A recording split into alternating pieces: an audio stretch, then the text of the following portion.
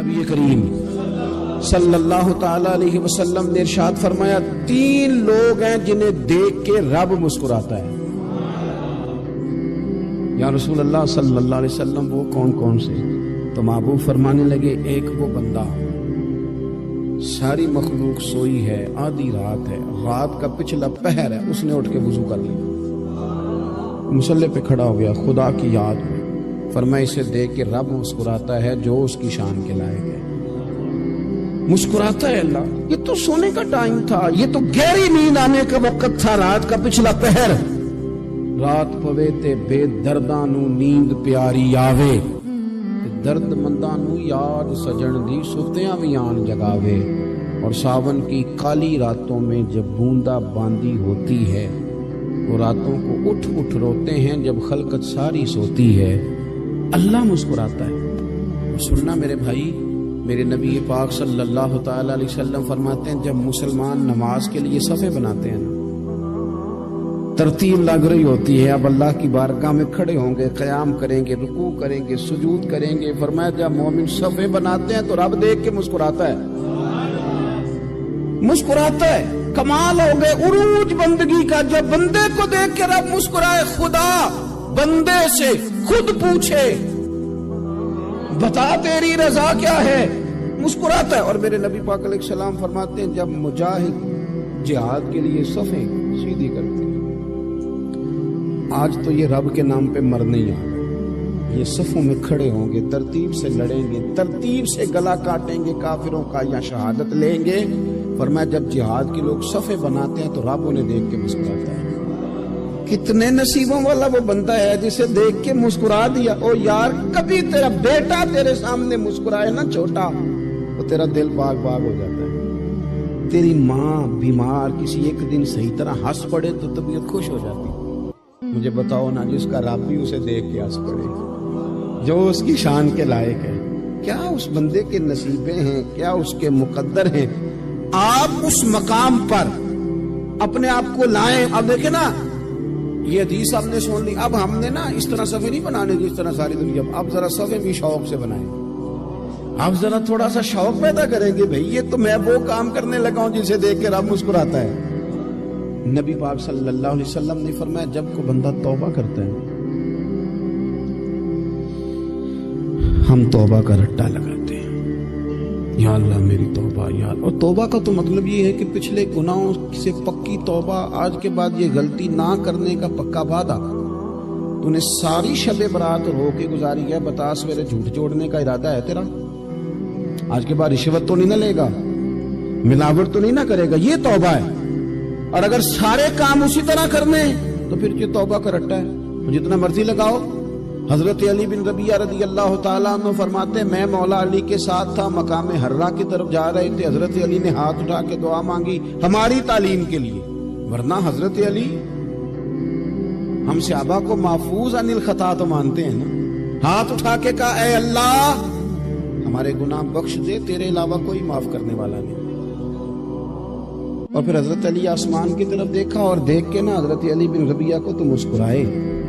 حضرت علی بن ربیعہ کہنے لگے حضور مسکرائے کیوں ہو؟ فرمانے لگے ایک دن میں حضور کے ساتھ اسی طرح آیا تھا، اسی طرح حضور نے دعا فرمائی تھی ہماری تعلیم کے لیے، اور پھر حضور مجھے دیکھ کے مسکرائے تھے اور فرمایا جب کوئی بندہ رب کی بارگاہ میں اس طرح استغفار کرتا ہے تو رب مسکراتا ہے، اور مسکرا کے فرماتا دیکھ لو میرے بندوں کو پتا ہے کہ میرے علاوہ معاف کرنے والا کوئی نہیں، انہیں پتا ہے، تم اس کی بارگاہ میں رجوع تو لاؤ، آؤ تو صحیح دو آنسو لے کر۔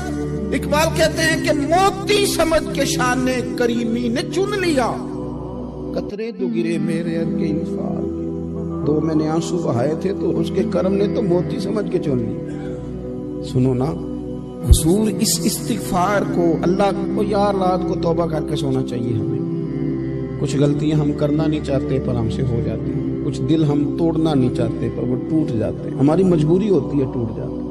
رات کو اس کی بارگاہ میں ہاتھ باندھ کے کشکول طلب دراز کر کے خوب استغفار پڑھنا چاہیے کہ مالک بندے ہیں نا کیا کریں، نفس کا ساتھ ہے، دنیا کا ساتھ ہے، خواہشات نفسانیہ، مالک معاف کر دے، درد سے توبہ، رسم نہ ہو، کہانی نہ ہو، لفظ نہ ہو، جملے نہ ہو، اور جناب ایسے لوگوں کے بیچ بڑے ہاتھ باندھ کے اور بڑا کوئی ضرورت نہیں، آپ اکیلے اپنی چارپائی پہ بستر کے اندر منہ دے کے بھی درد سے کہیں گے نا معاف کر دے تو وہ تو مہربانی بڑا ہے۔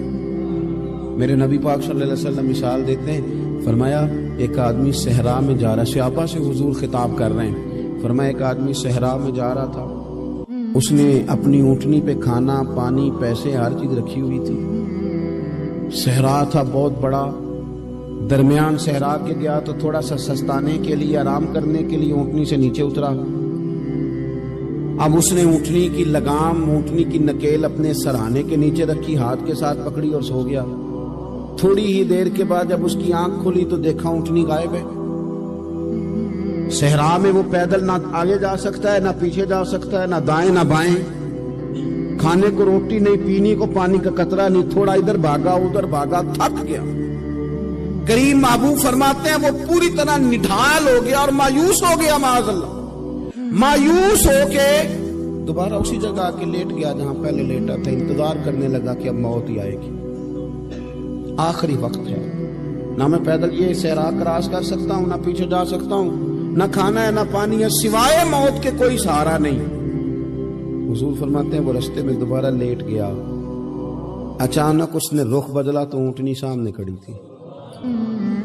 حضور نے صحابہ سے پوچھا بتاؤ نا اسے بھلا کتنی کو خوشی ہوگی؟ یا رسول اللہ جسے نئی زندگی مل گئی ہے۔ آپ دیکھیں نا سارے ڈاکٹروں نے کہہ دیا کہ اس کے تو گردے معدہ جگر ہر چیز ختم ہے، گھر لے جاؤ خدمت کرو، ہر طرف پریشانی ہے، وہ بندہ بھی سمجھ گیا ہے کہ آخری وقت آ گیا، کل جاؤں پرسوں جاؤں، تیاری ہو گئی، سب لوگ آ گئے، باہر والے بھی آ گئے، یہ ماحول ایک عجیب رنگ اختیار کر گیا۔ اچانک ایک ڈاکٹر نے آ کے کہا نہیں نہیں غلطی لگ گئی تھی، مجھے بتائیے انداز کیا ہوتا ہے؟ بغیر دوائی کے بندہ اٹھ کے کھڑا نہیں ہو جاتا، او میں تو بچ گیا ہوں۔ نبی پاک صلی اللہ علیہ وسلم فرمانے لگے اس کی اونٹنی مل گئی، بتاؤ بھلا اسے کتنی خوشی ہوگی؟ یا رسول اللہ وہ تو دوبارہ دنیا میں آ گیا۔ حضور فرمانے لگے اسے کچھ بھی خوشی نہیں ہوئی۔ جب کوئی رب کا گناہگار بندہ آ کے توبہ کرتا ہے، رب کو اس سے کئی گنا زیادہ خوشی ہوتی ہے۔ میرا بندہ آ گیا، میرا بندہ آ گیا، میرے گھر آ گیا، اس نے آنسو بہائے ہیں، اس نے کہا اللہ میں تیرا ہی ہوں، تیرا ہی رزق کھاتا ہوں، تیری ہی زمین پہ رہتا ہوں، تیرے نام سے میری سانسیں چلتی ہیں۔ وہ آ گیا، فرمایا اس اونٹنی والے سے زیادہ رب کو خوشی ہوتی ہے جب گناہگار آ کے توبہ کر۔ گناہگاروں کے آنسو اس کی بارگاہ میں بڑے مقبول ہیں، لیکن ہم رسم ادا کرتے ہیں، توبہ نہیں کرتے، ہم اپنے آپ کے ساتھ دھوکہ کرتے ہیں، جھوٹ بولتے ہیں۔ ہم بندہ کوئی ناراض ہو جائے تو ہمیں کو نہیں نیند آتی، اس کے گھر چلے جاتے ہیں۔ ہم اپنے سارے رشتوں کو تعلقات کو مینٹین کر کے رکھنے کے عادی ہیں، ہمیں پتہ ہے کہ وہاں میں نہیں جا سکا تو بیٹا بھیجتا ہوں، فلاں شادی پہ میں نہیں جا سکا تو بھتیجا بھیجتا ہوں، بھائی بھیجتا ہوں، ہر تعلق کا ہم نے خیال رکھا کوئی روٹھ نہ جائے۔ لیکن کمال ہے نا، یہ نہیں سوچا کہ اگر رب روٹھ گیا تو جب وہ روٹھ جائے نا تو سارے رشتے بھی بندے کے پاس موجود ہوں تو کوئی کرامت نہیں ہوتی، پھر کروڑوں روپیہ جیب میں ہوں تو ڈاکٹروں کی دوائیاں اثر نہیں کرتی۔ وہ روٹھ جائے تو پھر انسان اس طرح سے پھسلتا ہے کہ بڑے بڑے اس کے پاس دروازے ہوتے ہیں پر کسی جگہ اس کا ہاتھ نہیں لگتا۔ خدا را سنو، نبی پاک صلی اللہ علیہ وسلم کے پاس مہمان آ گیا، بخاری مسلم ہے، حضور نے ازواج مطہرات کے گھروں میں پیغام بھیجا کوئی چیز ہے ضیافت کے لیے؟ یا رسول اللہ کچھ بھی نہیں، یہ دو جہاں کے شاہ ہیں اور پاس کچھ رکھتے نہیں، دو جہاں کی نعمتیں ہیں ان کے خالی ہاتھ۔ یا رسول اللہ کوئی چیز بھی نہیں۔ حضور نے صحابہ کے مجمع پہ نظر ڈالی، یا رسول اللہ صلی اللہ علیہ وسلم حکم ہو، تو حضور فرمانے لگے تم میں سے کوئی بندہ ہے تو اسے گھر لے جائے روٹی کھلائے۔ ایک صحابی اٹھے فوراً، حضور میں لے کے جاتا ہوں کھانا کھلاتا ہوں۔ فرماتے ہیں میرے گھر میں صرف بچوں کا کھانا تھا، یہ نہیں کہ فریزر بھرا ہوا ہے نعمتوں سے، صرف بچوں کا کھانا، یہ نہیں کہ کسی کو دیکھ کے اپنی ہنڈیا پہ برتن دے لیا، صرف بچوں کا کھانا۔ کہتے ہیں گھر گیا، بیوی سے کہا کیا کیفیت ہے؟ کہنے لگی بچوں کی روٹی ہے۔ میں نے کہا بچے سلا دے، صبح ناشتہ کر لیں گے۔ تو کہنے لگی آپ کیا کھائیں گے؟ تو میں نے کہا نہ میں کھاؤں گا نہ تو کھائے گی، مہمان جو نبی پاک کا ہے۔ अच्छा अब जरा तजवीज देखो मियाँ बीवी की सूझी आपस में। कहते हैं खाना लगा देना, क्योंकि एक आध बंदे का खाना है। अपनी गुर्बतों का हर जगह इजहार करना, रोना रोना। ये देखो गुर्बत कैसे छुपाई जा रही। उसको कहा नहीं कि चल तू थोड़ा रहम खा, तू आया है तू थोड़ा रहम खा, ये नहीं कहा उठ के ना तू खाना रखना और उठ के ना चिराग ठीक करने के बहाने बुझा देना। हम दुनिया वालों के सामने क्यों अपने दुख बयान करें? हम जो कहेंगे रब रसूल की बारगाह में कहेंगे। तू ना चिराग ठीक करने के बहाने, अहलिया उठी खाना देने के बाद चिराग ठीक करने के बहाने बुझा दिया। खामद भी हाथ चलाते रहे, बीवी कभी बर्तन रखती कभी उठाती, पता चले कि खाना खा रहे हैं, खाना खाया जा रहा है। कहते हैं मेहमान पेट भर के खाना खा गया। ये काम हुआ रात के अंधेरे में। उस वक्त हुआ जब चिराग भी बंद था, उस वक्त हुआ जब कोई देखने वाला नहीं था, किसी पड़ोसी को भी खबर नहीं थी। फरमाते हैं सुबह के उजाले में उस मेहमान को लेके मस्जिद नबी में मैंने कदम रखा तो नबी करीम ने फरमाया रात जो तुमने काम किया है ना उसे देख के मेरा रब बड़ा मुस्कुराया है, अल्लाह बड़ा मुस्कुराया है। अल्लाह तरदामनी पे शेख हमारी ना जाइए, हम दामन न छोड़ दें तो फरिश्ते वुजू करें। ये शान है सहाबा की। नबी करीम अलैहिस्सलाम ने फरमाया रब रात मुस्कुराया तेरा ये अंदाज देख के, और उसने कुरान नाजिल किया वयुसिरून अला अनफुसिहिम वलौ काना बिहिम खसासा। कुछ लोग वो हैं जिन्हें बड़ी भी जरूरत हो तो दूसरों पर एसार कर दे। मेरा दिल बरमाही नहीं आया,